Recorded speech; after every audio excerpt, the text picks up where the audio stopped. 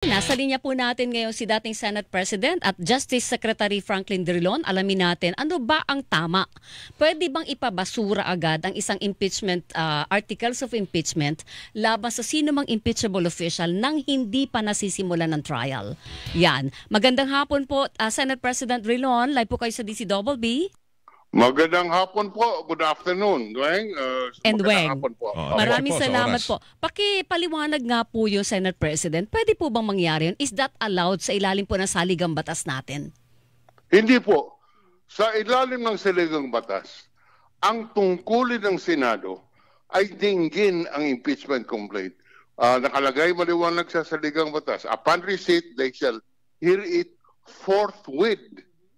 Ibig sabihin ng forthwith, immediately. Opo. So, hindi ko po maintindihan.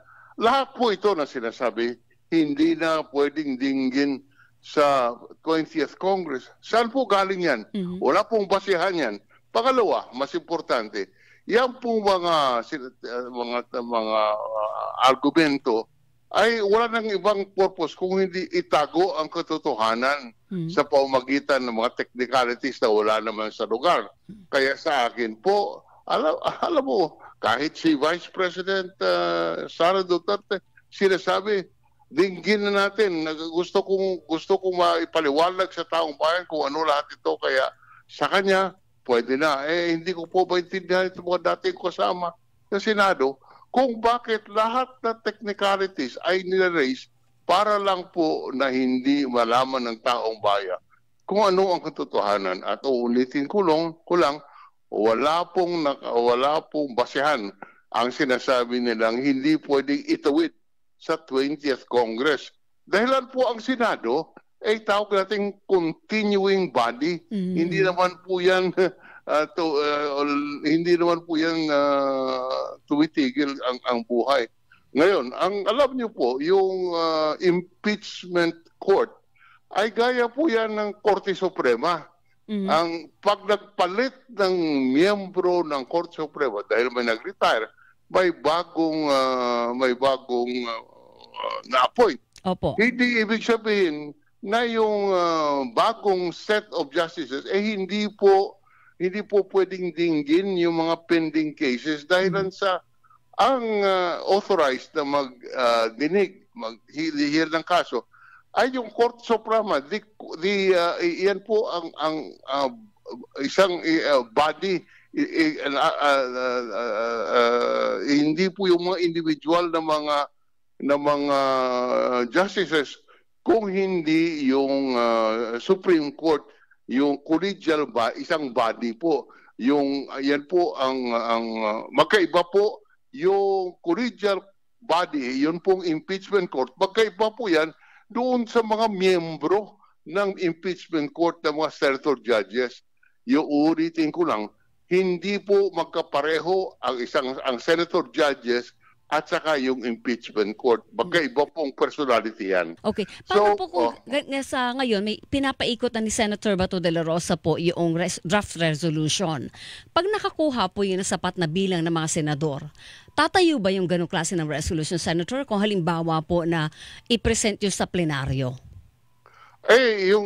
Yung Senado po ang mag-decision dyan, yung mayoriya. Hindi mo po mapigil kung ano iboboto nila. Ngunit hindi ibig sabihin na pag binoto na nila, yun ang tama. Dahil in this particular case, pag binoto nila, mali. At saka yan po, ang binoto nila, ang equivalent ng pagboto nila, yung itatago natin, yung katotohanan. Okay. Senator President, kung halimbawa pong ituloy nila yung resolution ni Senator de la Rosa, at tuloy ang aprubahan yan, ibig sabihin, mababasura yung complaint na walang trial, pwede po yung questionin sa Korte Suprema? Pwede. Dahilan po sa ating saligang batas, may kapangyarihan ang Korte Suprema upang baliktarin yung mga desisyon ng sino man sa gobyerno kung saan inabuso yung kapangyarihan. Mayroong grave abuse of authority, of discretion sa saligang batas. Ulitin ko lang, pag may grave abuse of discretion, kahit sino man sa pamahalaan ay pwede pong baliktarin ng Korte Suprema. May kapangyarihan po dyan ang ating hukuman. Kahit po sinasabing co-equal branch ng gobyerno. Opo, co-equal branch. Co-equal branch nga, ngunit uulitin ko lang, bigyan ko lang ng din. Opo. Maliwanag na maliwanag sa ating saligang batas na ang Korte Suprema ay mayroong kapangyarihang baliktarin yung mga desisyon na ginawa sa pag-aabuso ng kapangyarihan, grave abuse of discretion. Ito lang, Senator, yung kasi sinasabi dun ho sa resolusyon, kung yan po ay makumpirma, wala na ho kasing time para magkaroon pa ng deliberasyon. Unang-una, bakit nawalan po ng oras? Talangin ko kayo, bakit nawalan ng oras? Dahil po hindi nila kinalindar. Mayroon po kaming kasabihan sa batas. You cannot benefit from your own fault. Ibig sabihin, kung ikaw ang gumawa, hindi ka pwede magbenepisyo doon sa epekto ng ginawa mo na mali. So dito, bakit po hindi na nakalindar? Dahil hindi nila kinalindar. So, hindi nila kinalindar, tapos sabihin, lalaki panahon. Pangalawa po, sino nagsabi na hindi pwedeng talakayin yan sa susunod na Senado? Yung na hindi maitawid ang impeachment complaint sa Senado. I challenge everybody there. Magdebate tayo kung ano ang basehan nyo na sinasabi nyo hindi pwedeng talakayin doon sa susunod na Kongreso.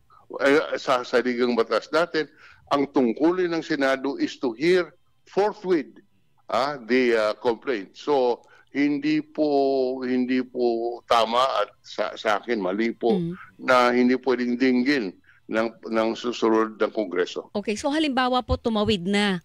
Ang sinasabi pa na dati ni Senator President sa Chis Escudero yung baka pwedeng pagbotohan ng susunod na Kongreso kung tatalakayin nila o hindi. Pwede ba yung Senator? Hindi. Ito ang impeachment complaint ay final dito sa 19th Congress. Mayroong tungkulin at constitutional obligasyon ang 19th Congress ang Senado upang talakayin itong impeachment complaint. Ngayon, kung hindi matapos, yan po ay tatawid sa 20th Congress.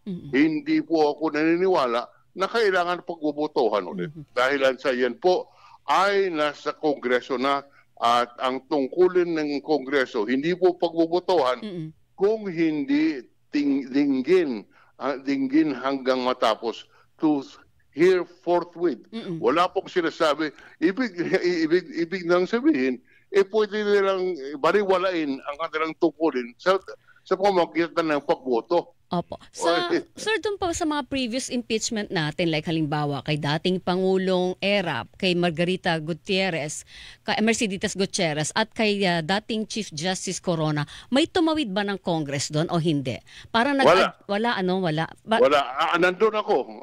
Yes, opo. I was there in all of those. Correct. So wala tayong precedent nito. Ito ang magiging parang first in history kung sakali na may tatawid po ng bagong Congress. Tama po yan. This is the first thing. Wala po nung mga nakaraang impeachments. One for the books ito kasi nagkabitin. Sabi kasi ni Senate President, kasi tinanggan ng Kamara yan Ilang buwan nilang inupuan yan tapos ngayon mamadaliin kami.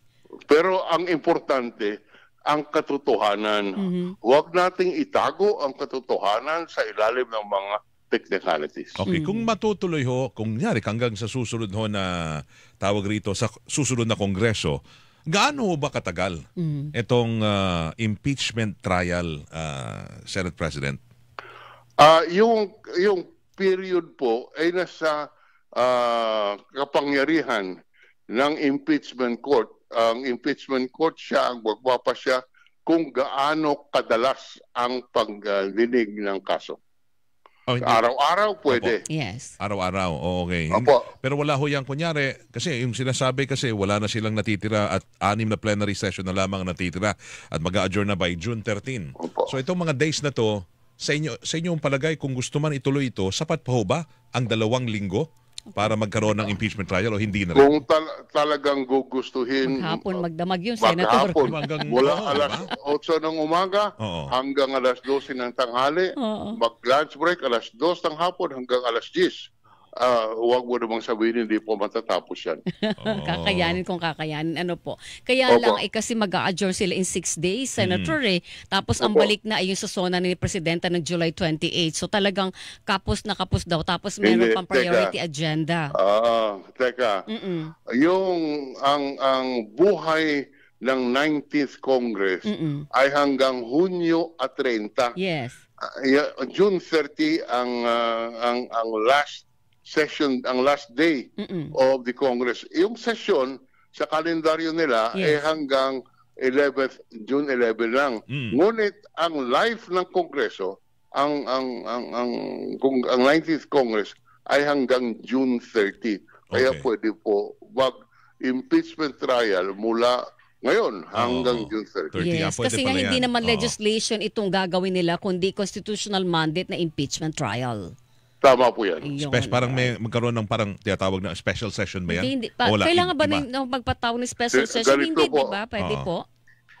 Ganito, pag nag-session sila, obligasyon nilang buuhin yung impeachment court. Pag nabuo na, may sariling buhay yung impeachment court, hindi kailangan ng special session. Dahil sa tuloy-tuloy sila pagtrabaho. Pero hanggang June 30 lang. Hanggang June 30 lang. Hanggang doon at doon lang.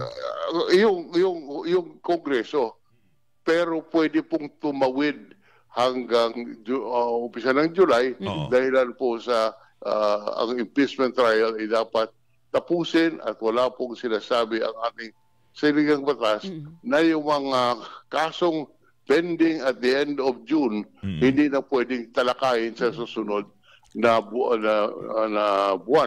o sunod na Kongreso. Ulitin ko lang. Magkaiba po yung ang members ng impeachment court sa impeachment court. Magkaiba po yan. Kagaya ng Supreme Court din, magkaiba yung korte at saka yung mga justices. So, ganun din. Magkaiba yung impeachment court at saka senator judges. Pwede po mag-iba ang komposisyon ng impeachment court, but the impeachment court as a legal entity stays.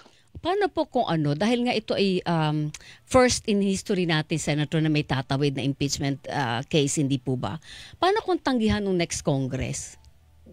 Kung paano ko? Halimbawa, sabihin ng next Congress na tapos na yan noong 19th Congress, hindi na amin ito. Pwede po dalhin sa Husgado at sa Korte Suprema ganong klaseng desisyon na yan po abuso sa kapangyarihan. Abuse of discretion po ba yun? Abuse of power? Yeah, abuse of discretion. Discretion, yes. Alright. Pero pwede pa kunyari, hindi na tatawid sa 20th Congress. Pwedeng mag-file ulit ng another impeachment complaint? After a year. Or may 1 year. Next year na. Yeah, yes. After a year. Yes.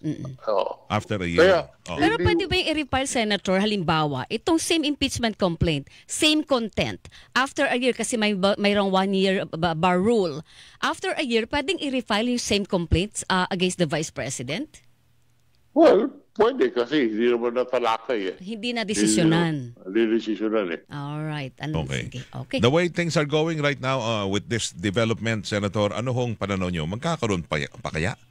Tingin nyo ng impeachment trial? Sa kanila po yan. Kung silang susundin, mukhang hindi. Ngunit yan po, may Korte Suprema pa. Okay. So wala ko kayong yung sinasabi ho ninyong baka lang dahil sa ginagawa kasi may mga may bilang nagbago sa katatapos lamang na eleksyon, baka ho mas lalamang yung mga kokontra sa impeachment. Yan po ay magta-trial at pagkatapos ng trial, kung yun ang boto, wala tayong magawa dahil yan po ang nakalagay sa saligang batas. Ngunit ang importante, magkaroon ng paglilitis. Iba yung paglilitis, iba yung trial, iba yung desisyon.